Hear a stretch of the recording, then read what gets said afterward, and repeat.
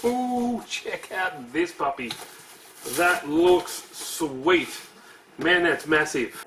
What's up everyone, Steve here again from RC Tanks and Trucks 24/7. If you are new to the channel, please consider subscribing. There's heaps of cool stuff just like this guy. So this is the 1/7 scale four-wheel drive electric hypercar, or EX07 by ZD Racing. Now, it's massive, it's ready to run, brushless obviously. What I do like about it's four-wheel drive, and it looks sick based on the Ken Block Hoonigan series. And funny enough, all the logos are actual, like a Castrol, GoPro, all the proper one. They're not actually like a mishmash name just so it looks similar. They're actually real. So I don't know if they got the copyright for this, because the Mustang looks pretty damn sweet. The logos, everything looks on par. So that's going to be interesting. But I haven't been excited for an RC car in a while. So this one, I think, looks pretty damn good. So what I'm going to do, let me put the camera back up here so we can look down and actually get it out of the box and have a closer look. Sweet, there it is. Like I said, I'd love this whole Hoonigan series. But anyway, let's have a look inside the box. I think this is probably one of the best looking cars. Let's see what we get. Get a sticker set. As you can see now, look. All the Ford logos, all that stuff is actually how it is. Like a Hoonigan, Ford, Monster Energy, all that kind of stuff. It is legit. So I'm interested to know if they have the copyright for that, or there might be something maybe a bit later on that might be some issues. But we even got the Mustang badge there as well, so that's pretty sweet. IMAX charger, so basic. I think yeah, you can go up to a 3-cell battery, so pretty good. If you're into the hobby, you want to get a normal 4-button charger, but at least you get you out of the up and running. Manual for the controller. Ooh, check out this puppy. That looks sweet. Man, that's massive. That's what she said. Wow.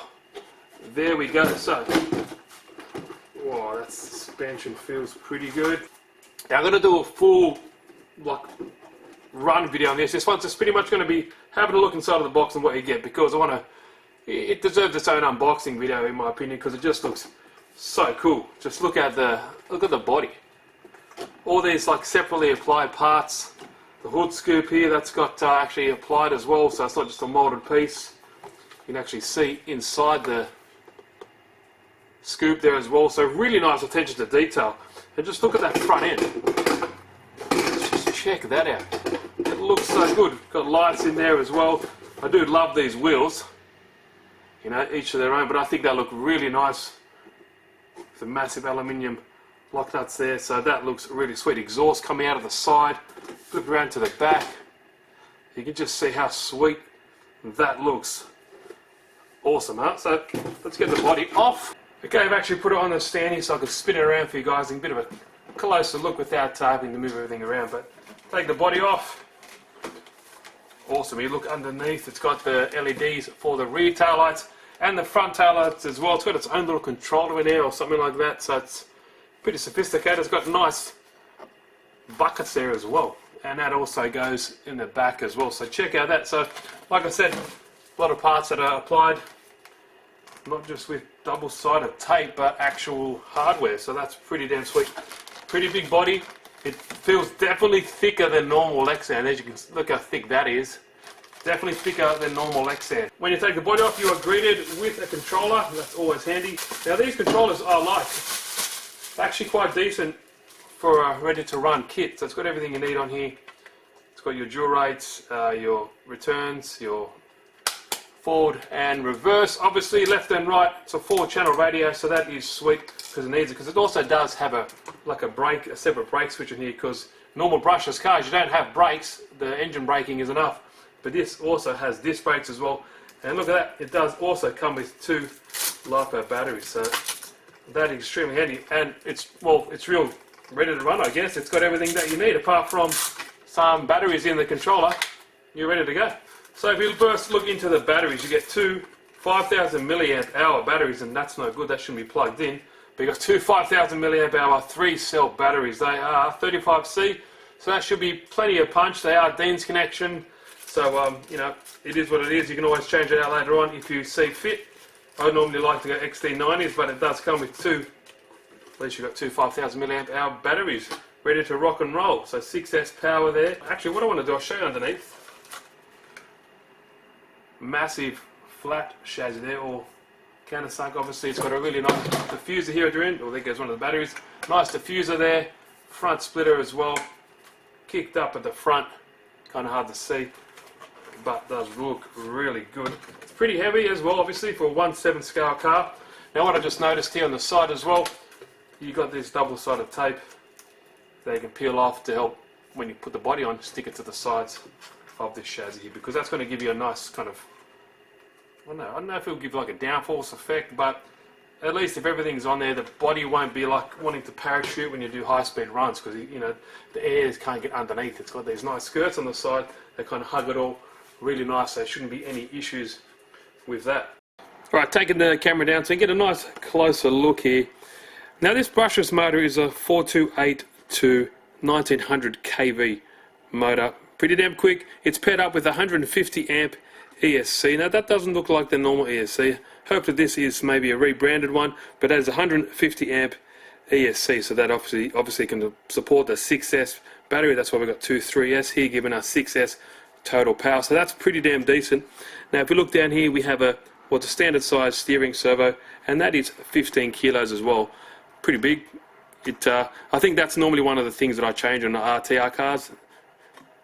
Sometimes the brushless motor is decent, but normally the steering servo and the ESC. But obviously we'll run all this stock, but this is kind of weird because it does have that extra brake system just here. It has another servo right here, so you don't normally see that on a brushless car or an electric car in a manner. It's only really one servo for the steering. Dual cooling fans there to keep that motor nice and, well, hopefully around temperature, because I guess it will get pretty damn hot. Apparently you can get up to 130 kilometers an hour, but that you know, specs on the paper are one thing, but in reality is another. But we'll find it out. You never know. It could be possible. Such a big car, being 1/7, it's pretty bloody heavy.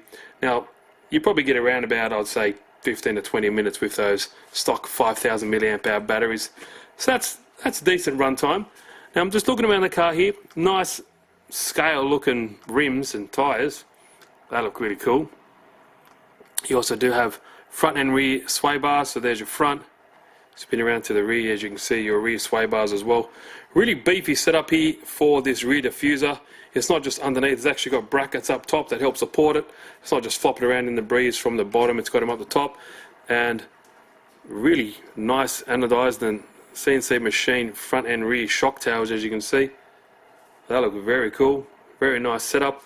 And you have all around the top section of the car a nice chassis brace. Now look, yes, it looks very similar to the what is the Felony, and I think that's what the whole competition for this is. Now spin it around here, I'm looking at these gears. It definitely is, well, to me it does look like a steel pinion and spur gear. You can only really tell when you run it on the ground, but I'm pretty sure it is. This front and rear, as you can see, so because it has that brake system, you can lock it up, all that kind of fun stuff for you know, for drifting purposes. Now I'm looking here at the drive shafts. It seems like you've got three drive shafts in the center. So you've got one here, and one here that all magnate from the center differential. So you got one at the front, two here, supported by a bearing, and goes to your front and rear differentials. Obviously all metal geared, all that kind of cool stuff to hopefully, you know, put up with the power that this can dish out.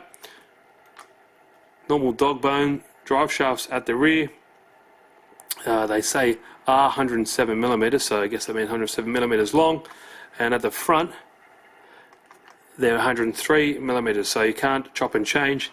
The front are 107, the rear, oh sorry, the front 103, the rear 107 millimeters.